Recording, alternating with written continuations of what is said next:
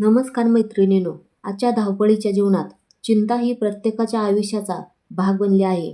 कधी पैशाची चिंता, कधी भविष्यात काय होईल याची चिंता, तर कधी नाती, आरोग्य आणि मुलांची चिंता.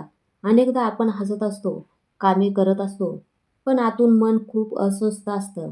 आजच्या व्हिडिओमध्ये आपण जाणून घेणार आहोत चिंता कमी करणारे सोपे पण प्रभावशाली उपाय, जे तुम्ही रोजच्या जीवनात सहज वापरू शकता. हा व्हिडिओ शेवटपर्यंत बघा, कारण कदाचित यातील एखादा उपाय तुमचं आयुष्य बदलू शकतो. चिंता म्हणजे नेमकं काय? तर चिंता म्हणजे अशी भावना ज्यात आपण जे घडलं नाही त्याचा विचार करून स्वतःला त्रास करून घेतो. भविष्याच्या कल्पना करून आजच दुःखी होतो. उद्या काय होईल? मला हे जमेल का? लोक काय म्हणतील? असे प्रश्न आपल्या मनात सतत डोकावत असतात. आणि खरंच विचार केला तर या प्रश्नांची उत्तरे कित्येकदा आपल्याकडे नसतातही. आपण सतत विचार करत राहतो आणि त्यामुळे मन थकतं. पण लक्षात ठेवा, चिंता समस्या सोडवत नाही, तर ती फक्त आणि फक्त आपली ताकद कमी करत असते. आता आपण बघणार आहोत चिंता कमी करणारे उपाय. नंबर 1. श्वासावर लक्ष केंद्रित करा. जेव्हा पण आपण चिंता करतो, आपला श्वास वेगात चालतो, अस्वस्थ वाटतं, घाबरल्यासारखं वाटतं, तेव्हा हा उपाय करा. शांत व्हा, एका ठिकाणी बसा, खोल श्वास घ्या. तो श्वास थोडा वेळ रोखून धरा आणि हळूहळू सोडा. हे 5 ते 10 वेळा करा. तुमच्या लक्षात येईल, मन हळूहळू पूर्णपणे शांत होऊ लागलं आहे. आपण जेव्हा पण असं श्वासावर लक्ष देऊ, तेव्हा तेव्हा आपलं मन प्रेझेंटमध्ये म्हणजेच वर्तमानात येतं आणि हळूहळू सर्व चिंता कमी होऊ लागतात. नंबर 2. सगळं काही आपल्या हातात नाही, हे स्वीकारा. आपण खूप वेळा सगळं आपल्या नियंत्रणात ठेवण्याचा प्रयत्न करत असतो. प्रयत्न करणं आपल्या हातात असतात, पण परिणाम, वेळ, लोकांचं वागणं हे सगळं नेहमी आपल्या कंट्रोलमध्ये नसतं. जे आपल्या हातात नाही त्याची चिंता करून मन थकवण्यापेक्षा जे आपल्या हातात आहे ते प्रामाणिकपणे करण्याचा प्रयत्न करायचा. काही वेळा काही गोष्टी सुटल्यावरच आयुष्य हलकं होतं. काही गोष्टी स्वीकारल्यावरच शांतता मिळते आणि शांत मनाने घेतलेले निर्णयच कायम योग्य ठरतात. नंबर 3. नकारात्मक विचार लिहून काढा. मनात विचार फिरत राहिले तर ते अधिक वाढतात. म्हणून एक वही आणि पेन घ्या आणि जे जे विचार मनात आहेत ते लिहून काढा. यामुळे डोकं हलकं होतं. मनातले विचार सतत फिरत राहतात आणि जर तेच विचार आपण लिहून काढले तर मेंदूला आत्ता मी सुरक्षित आहे असा सिग्नल मिळतो. विचारांची ताकद कमी होते. मनात येणारे विचार, समस्या ह्या खूप मोठ्या वाटतात, पण जेव्हा आपण त्या लिहून काढतो तेव्हा वाटतं आपण किती विचार करत होतो. हे तर खूप लहान आहे, साधा आहे. भावना बाहेर पडतात. राग, भीती, दुःख हे आपण जेवढं दाबून ठेवू तेवढं ते मोठं वाटतं आणि लिहून काढलं की त्या भावनांना वाट मिळते व मोकळ्या होतात.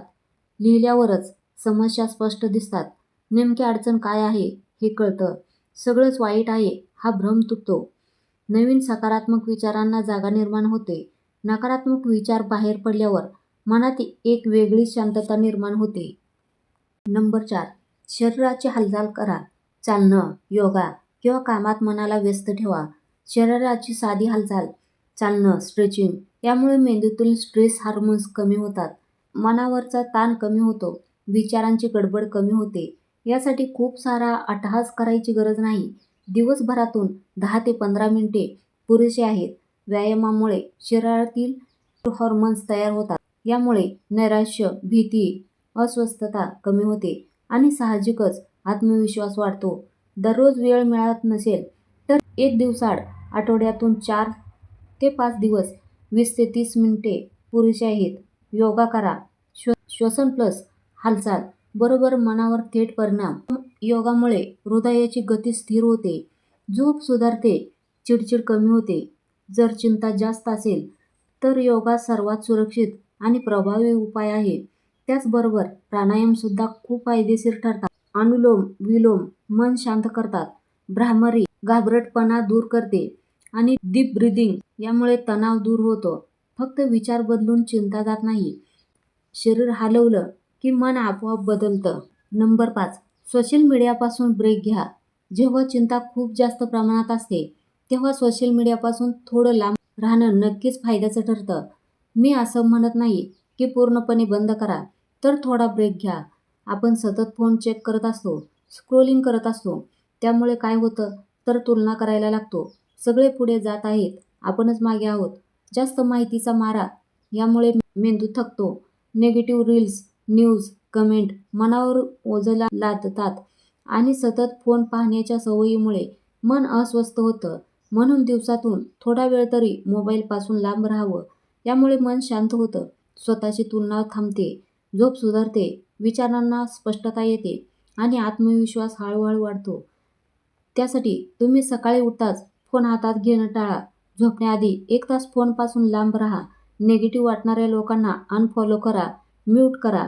मन जड वाटत असेल तर स्क्रीनपासून ब्रेक घ्या. हे पलायन नाही तर सेल्फ केअर आहे. नंबर 6. देव, ध्यान किंवा सकारात्मक शब्द. आपण एखाद्या देवाला मानत असू, एखाद्या देवावर आपली श्रद्धा असेल, तर त्या देवाची पूजा, अर्चना, भक्ती करावी, नामस्मरण करावं. यामुळे मन शांत होतं. ध्यान करणं, यामुळे मन वर्तमानात राहायला मदत होते. चिंता म्हणजे भूतकाळ, भविष्याची भीती. पण ध्यानामुळे तुम्ही प्रेझेंटमध्ये येता. नियमित ध्यानामुळे ओव्हर थिंकिंग कमी होते, हृदयाची गती स्थिर होते. ध्यानामुळे विचारांपासून अंतर मिळतं. विचार येतात, येतच राहतात, पण त्यात आपण अडकत नाही. हे ध्यानामुळे होतं. रोज 5 ते 10 मिनिटे ध्यान केलं तरी परिणाम दिसतो. आपल्या चॅनेलवरती ध्यान कसं करावं आणि 5 मिनिटे ध्यानाचा सराव हे व्हिडिओ आहेत. ते तुम्ही जाऊन बघू शकता. तुम्हाला त्याचा नक्की फायदा होईल. स्वतःचे सकारात्मक शब्द बोला. मी सुरक्षित आहे, मी हळूहळू सावरत आहे, हे कायमचं नाही. असे शब्द, वाक्य भीती कमी करतात, आत्मविश्वास वाढवतात आणि नकारात्मक विचारांची पकड सैल करतात. आपल्या चॅनेलवरती पॉझिटिव्ह अफर्मेशनचा व्हिडिओ अपलोड केलेला आहे, तर त्या व्हिडिओला नक्की भेट द्या. नंबर 7.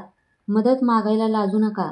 मदत मागणं म्हणजे कमजोरी नाही, तर ती एक स्वतःची काळजी घेण्याची धैर्य आहे. आपणाला भीती वाटत असते, मी जर मदत मागितली तर लोक काय म्हणतील, आपणच सगळं हँडल केलं पाहिजे. ही छोटीशीच गोष्ट आहे, पण मनाचं दुःख हे मोजमापात बसत नाही. पण या सगळ्यातून आपण पुढे जाऊन मदत मागू, तेव्हा आपणाला हलकं वाटतं. एकटेपणाची भावना कमी होते. मी एकटी नाही याचं समाधान वाटतं. वेगळा दृष्टिकोन मिळतो. आशा परत येते. पण मदत मागताना कोणाकडे मागतोय हे एकदा निरीक्षण करा. ती व्यक्ती विश्वासार्ह हवी.